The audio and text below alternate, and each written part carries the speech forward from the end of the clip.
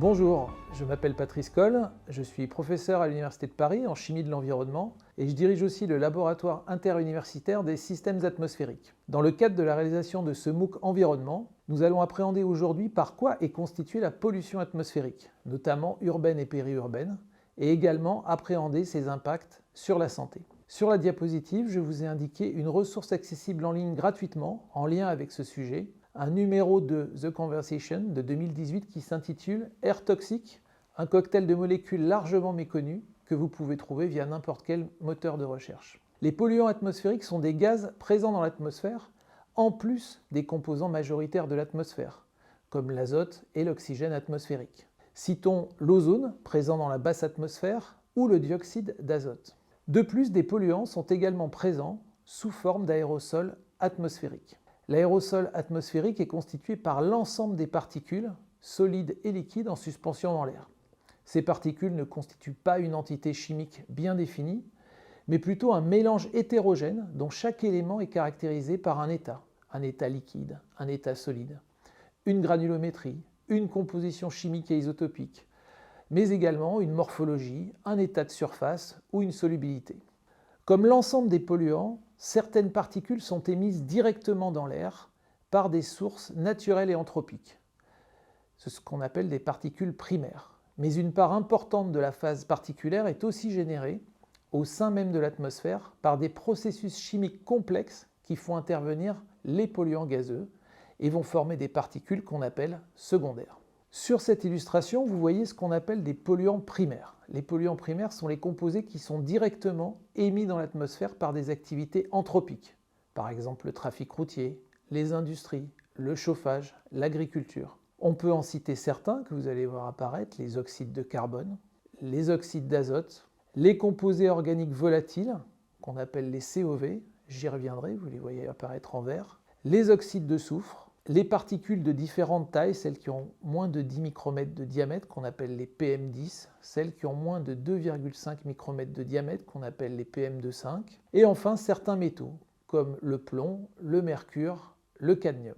Je reviens sur les composés organiques volatiles, en vert sur la figure. Ces composés organiques volatiles regroupent une multitude de substances qui peuvent être d'origine biogénique, c'est-à-dire naturelle, ou anthropique, c'est-à-dire produite par l'homme. Les plus connus sont le butane, le toluène, l'éthanol que vous connaissez sous le nom d'alcool à 90 degrés, l'acétone et le benzène que l'on retrouve dans l'industrie, le plus souvent sous la forme de solvants organiques, par exemple dans les peintures et les encres. En plus de ces polluants primaires émis dans l'atmosphère, que ce soit des gaz ou des particules, de nombreux polluants sont dits secondaires. Ils ne sont donc pas émis mais formés à partir d'autres polluants, comme c'est le cas dans cette illustration, où on voit la production d'ozone en phase gazeuse. Ici, la formation de l'ozone en rouge résulte de réactions entre les oxydes d'azote, en bleu, et les COV, en vert, dans le grand réacteur chimique qui est constitué par l'atmosphère dans laquelle nous vivons. Ces réactions chimiques utilisant l'énergie solaire comme source d'énergie. Je vais vous présenter maintenant les deux cas dits classiques de formation des épisodes de pollution. Ici, nous sommes en situation anticyclonique d'été. Les polluants sont émis par exemple en ville et réagissent dans l'atmosphère urbaine sous la lumière du soleil. Sous l'effet du vent, cette pollution primaire, comme vous le voyez, peut migrer vers la droite en zone périurbaine ou rurale, rencontrer d'autres composés chimiques et créer une pollution qui sera dite secondaire. Ici, par exemple, on visualise un pic de production d'ozone. Nous sommes dans le cas d'une pollution secondaire à l'échelle régionale, étendue spatialement, qui va présenter un maximum dans l'après-midi, car l'ensoleillement y est maximum.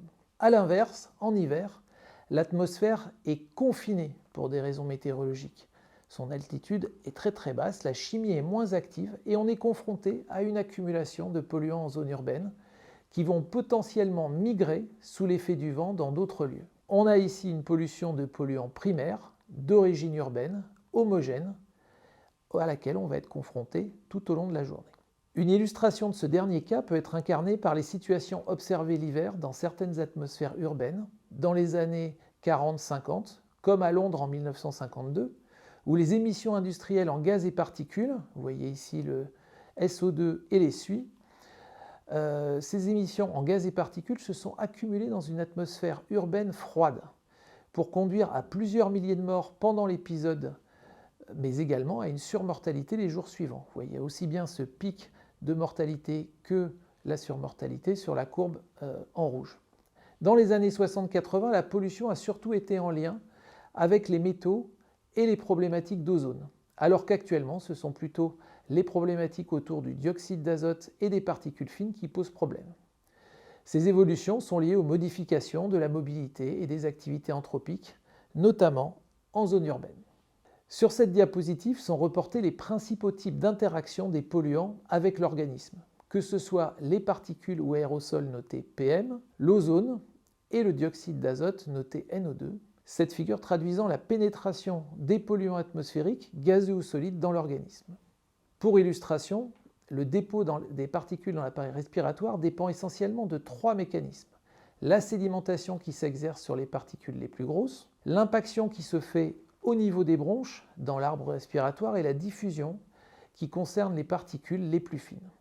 On distingue 3 principales régions de dépôt, les régions nasopharyngées, trachéobronchiales et alvéolaires. Ce schéma classique va varier selon les individus, leur capacité respiratoire, d'éventuelles pathologies telles que l'asthme et la bronchite chronique, et l'activité physique. Les particules les plus fines ont la capacité de séjourner dans les poumons, où elles sont soumises à des mouvements dits browniens et peuvent diffuser. Leur dépôt final et leur accumulation vont dépendre de nombreux paramètres, dont le niveau d'activité physique de l'individu, son âge, d'éventuelles pathologies. Il est important de noter que le passage dans le sang des particules ultra fines, qu'on appelle les PUF, des hydrocarbures aromatiques polycycliques, les HAP toxiques, et des métaux a déjà été mis en évidence. Sur cette diapositive sont reportés les principaux impacts sanitaires établis des polluants atmosphériques. Je vais focaliser sur les impacts sur le système respiratoire, où on note que les polluants vont dans leur ensemble favoriser les infections pulmonaires, les altérations de la fonction respiratoire et accroître le risque de cancer bronchique. En effet, je vais illustrer avec le cas du dioxyde d'azote, ce dernier peut réduire les défenses antioxydantes des tissus et ainsi causer des liaisons. Je vais illustrer ceci avec le cas du dioxyde d'azote qui peut réduire les défenses antioxydantes des tissus et ainsi causer des lésions et des réactions inflammatoires. À forte concentration, il a des effets sur le métabolisme, la structure, la fonction et l'inflammation pulmonaire, ainsi que sur les défenses immunitaires contre les infections pulmonaires. Dans beaucoup d'études récentes, le dioxyde d'azote est fortement lié aux admissions à l'hôpital et au recours aux services urgentistes pour cause d'asthme. Je vous propose pour conclure un bilan contemporain très synthétique, où il a indiqué que 90% de la population mondiale respire un air trop pollué, ce qui conduit à environ 7 millions de décès prématurés à l'année, dont 48 000 en France. La pollution atmosphérique est ainsi classifiée parmi les substances cancérogènes et est classée comme 4e facteur de mortalité dans le monde. En termes d'effets, et notamment d'effets aigus et chroniques chez l'adulte et l'enfant, ce qui concerne le système respiratoire, je vais pointer que chez l'adulte, on note une diminution de la fonction respiratoire en lien avec la pollution atmosphérique, une augmentation de la morbidité respiratoire et une augmentation de l'incidence de cancer pulmonaire. Chez l'enfant, c'est la diminution de la fonction respiratoire qu'il a aussi mise en évidence, une prématurité et un petit poids à la naissance, ainsi qu'une diminution de la croissance pulmonaire.